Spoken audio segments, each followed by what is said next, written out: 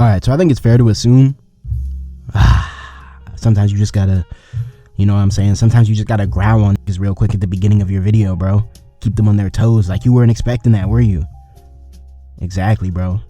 Like the video. But I think it's fair to assume at this point that this is what y'all were talking about when y'all said that Shibuya was about to be peak. Like, don't get me wrong, okay? The arc has been really good so far. Amazing even. Dare I glaze peak fiction. But it's like, at this point, bro, I feel like we are reaching the peak of peak. We are reaching peak. And I don't mean that in just like the glazy way or whatever. I also mean that in the sense that, like, we are literally ascending to the narrative peak of this arc. Like, y'all remember that little chart that your English teacher made you fill out where it was like, identify the story elements, and they had like that little line that went up and it was like conflict and rising action and climax and yeah, I know I just gave it a PTSD from bringing up that little weak ass chart. But anyway, bro, I bring up the plot diagram or whatever you want to call it because I'm going to assume, okay, tentatively assume actually, but I'm going to tentatively assume that in episode 20 of Jujutsu Kaisen season 2 we have reached the climax of this arc. I mean, it has all the signs, bro, right? Like, they even did that thing where they like skipped the outro in favor of an additional yap exchange, but it's like, then again, they also skipped the intro a few episodes back during one of the Sukuna episodes, so it's like, I don't know, I feel like they low-key keep doing fake out climaxes to make the next big plot point hit even harder. Like 3 episodes ago we watched Yuji hit what I had assumed was going to be his rock bottom, but nah, he had another more intense breakdown waiting for him a few episodes down the line. 2 episodes ago we watched the Nanami death, which, you know, was kind of gassed up to be the big conclusive death of the arc. Like, you know what I'm saying? A lot of shonen have like that death and then like they kind of chill out with killing off characters for the rest of the arc. Yeah, nah, we had another death waiting for us like literally 1 episode down the line. Like, damn, y'all couldn't give us an episode to breathe?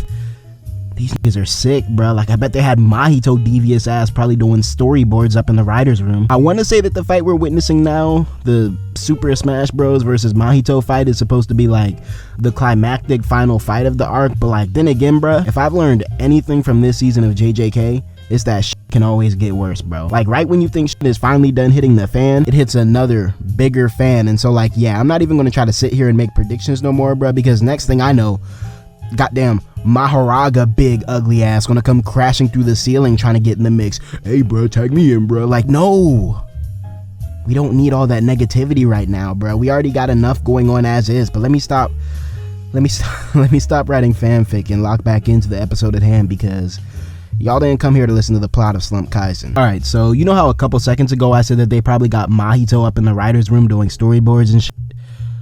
Yeah, okay, so, well, first of all, I was clearly joking, okay? Like, no way his evil ass is on the animation team, bro. I bet his ass probably up in corporate, though, setting up the production schedules, but nah, I made the Mahito joke because, let's be real, bruh, these JJK storyboarders have been on their Mahito troll shit. Like, I don't know whose idea it was to hit us with the post-mortem Nobara flashback straight into the close-up jump scare of her lifeless body, but like, come on, bro. Using imagery of this young woman's corpse for shock value is utterly insane.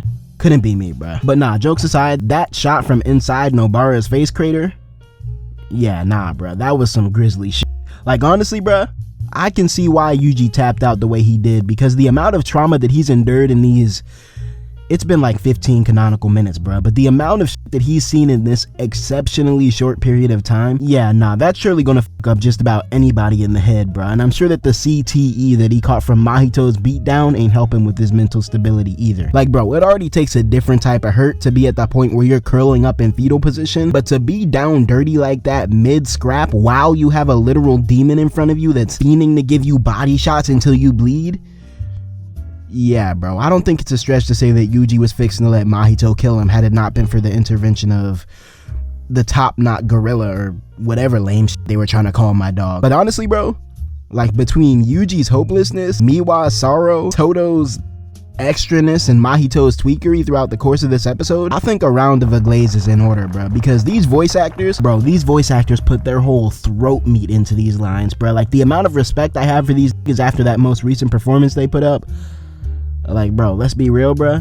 The VAs low-key carried this episode a little bit. Like, I'm not even gonna lie to you right now. I remember earlier in the season, I think it might have been like before Shibuya even started, or like early into the Shibuya arc maybe, but I remember a couple weeks back I saw these images online of Yuji's voice actor in the studio, and bro was in that studio cooking up something strange, bro. Like, his ass was doubled over and shit, dogs all out, toes curled up on the ground and whatnot, and I remember thinking to myself, bro, it's never that serious. Like, what could possibly be happening on the script right now that warrants all of these theatrics? But then it's like, now that I see the end result, bro, that's on me, bro. That's my fault. I was unfamiliar with your game, because if this is what it takes to be great, if this is what it takes to put up that historic performance that I just witnessed last episode, bro, I'll hold your socks for you next time, bro, because you were going in, dog. And like, I know Mahito's voice actor was right there next to him, bro, right there next to him in the booth, interlocking toes or some shit, because Mahito's lines hit me in the chest meat, bro. And it's like, the craziest part about it is that I don't even feel like Mahito was really spitting anything that crazy, bro. Like, when you really take the time to actually examine what he was saying to Yuji, like actually look at the content of his little villain speech, bro, this has got to be the most stock standard villain speech that I've ever seen in my life, bro. Like, I'm not even gonna cap right now. I am you and you are me. Ooga booga. Like, I swear every anime villain loves to spam that line, bro. You and me, we're one and the same. Takuya. Like, nah, bro. We are just ops. Don't even try that shit with me right now. And like, even if two characters are meant to be mirrors of each other, or foils or whatever, bro, you don't have to point it out in the dialogue, bro. Like, I know that it's anime and like, you know, anime characters tend to vocalize the emotions that would normally stay in your head, but still, bro, I feel like Mahito was low-key talking to us as the audience, as opposed to Yuji when he was conveniently explaining his role in the narrative to a nigga who was definitely not listening to any of the shit he was saying at the moment. I don't know, bro. Maybe it's just me being nitpicky. Actually, yeah, it's most definitely me just being nitpicky, but yeah, at least it wasn't as bad as the blonde though, because that nigga, bro, that nigga was so clearly put there to talk to the audience, it wasn't even funny, bro. Like, they might as well have turned his ass around and had him face the fourth wall, because here he comes. Oh yeah, Nobara might be alive, but don't get your hopes up. Like, Gege, come on, dog. You know you're dead wrong for even leaving that possibility up in the air like that. And I mean that both in universe and as a viewer, because, bro, just confirm her death, bro. Like, the damage is already done. And like, the crazy part is, I asked around, bro, tell me why niggas are saying you still have yet to fully confirm her death, even in the manga. Like, come on, bro, that's not cool, bro. Todo is my favorite example of the man's man trope ever. Sure, he's boisterous and borderline oozes testosterone, but he's also wise beyond his years. Gege loves subverting tropes, and Todo is the best in my opinion. The man's man character trope, as Mr. Unoriginality called it, is an interesting character trope to discuss when it comes to this modern era of shonen, simply due to the fact that, alright, let me put it like this. Shonen came up off of this trope, right? Like, back in the day, the 80s and when shonen manga was really gaining popularity, bro, that wasn't nothing but straight sausage, bro. And I mean that in the most pause way possible. Like, if you really go back and read them old junks, bro, Fist of the North Star and whatnot, bro, it was literally just going band for band with testosterone. And like, I mean that with all due respect, okay? But like, yeah, bro, I think it's safe to say that, at least aesthetically, shonen stories have moved a decently long way past that sort of vibe. That's why I always get intrigued when I see characters like Todo in them that kind of play into that ultra macho aesthetic, because I'm like, alright,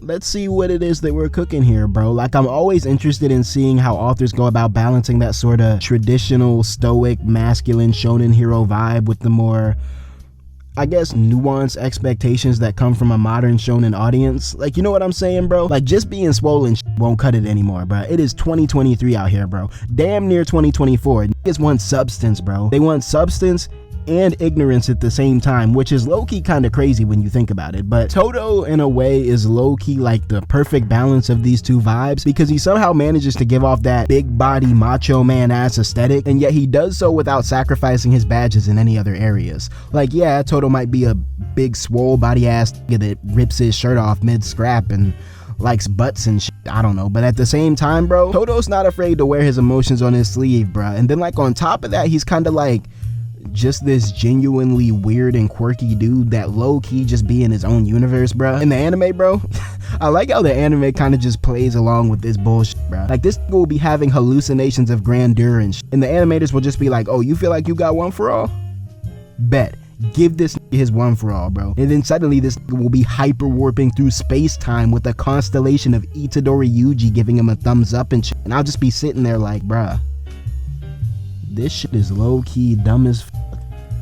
but damn, this shit goes hard, bro. Like yeah, bro. And then next thing you know, you be getting hype as shit and start buying into the delusions with them. Like yeah, bro. Todo is just like a really fun character to have on screen, especially because of his curse technique, bro. Like his curse technique low-key carries any fight that he's in, bro. Because it's like the moment Boogie Woogie gets in the mix, the scrap just becomes like 75% more dynamic, bro. Because it's like you'll be watching a normal ass scrap, right? And then next thing you know, niggas just start randomly teleporting and shit all over the place. And then like you as a viewer end up being just as surprised as his ops when he starts doing some tricky shit, bro. Like in that scene where he swapped out with Yuji and like Yuji already had that mean ass John Kim rock loaded up ready to let that shit rip.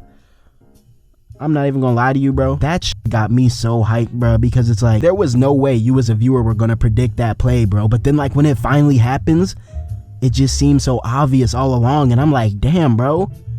Todo is really just that guy, huh? Like, you gotta respect it. The craziest part about Todo, though, and I think that we all kind of have a homie like this in real life, at least I do, bro, but I feel like the craziest thing about Todo is that Todo is that homie that'll hit you with the most nonsensical bullshit you have ever heard in your life, and then turn around 2 seconds later and hit you with the most profound, life-altering wisdom that you have ever had the blessing of witnessing. And it's like starting up a conversation with this type of nigga is literally like playing a game of Russian roulette, bro, because you don't know what type of timing they're going to be on in that particular moment. And so yeah, bro, but I gotta give Todo his credit where it's due, because when my boy Yuji was down at his lowest, when my boy was on the ground curled up in a ball ready to throw in the towel for life, who was it that came and got my boy and locked him back into the task at hand?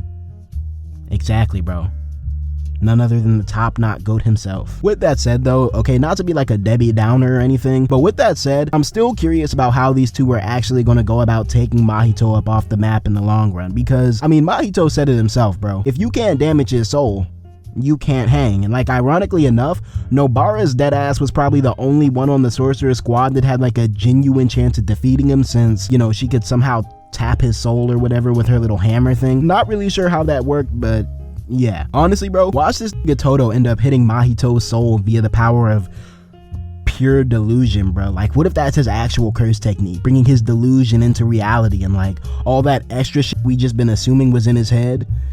Nah, all that extra shit was like actually happening. All right, bro, let me stop writing my fan fiction again. It was thoughtful of Mechamaru to slide for the fodder squad because he knew that they were not built for this.